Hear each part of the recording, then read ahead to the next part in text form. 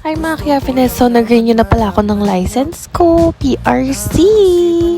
Sobrang dali nga pala niyan. Nag-book lang ako online, tapos actually na-late ako dun sa date ko talaga na dapat pupunta ako eh. Pero okay lang daw yan kasi renewal naman. Tapos sabi ng mga taga-PRC, hindi mo naman daw need ng CPD units. Okay lang naman daw, lalo na sa mga first time na mag-renew ng license nila.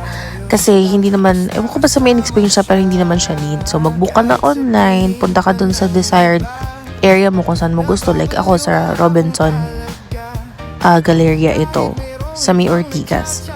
Sinuloko niya ako kasi bakit iba yung tsura ko sa PRC ID ko? Bakit ba? Hindi nga alam ko eh. Charot.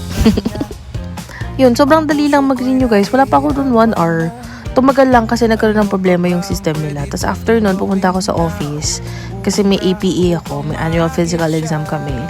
And wala naman nakita sa akin. Buti nga walang fecalysis. Lagi akong hirap pag fecalysis kasi hindi ako nakaka-poops ng biglaan. Kailangan may orasyon. Joke lang. Tapos bumili ako ng kape. Syempre, hindi mawawala yan. 2 yung binili ko, yung isa sobrang laki.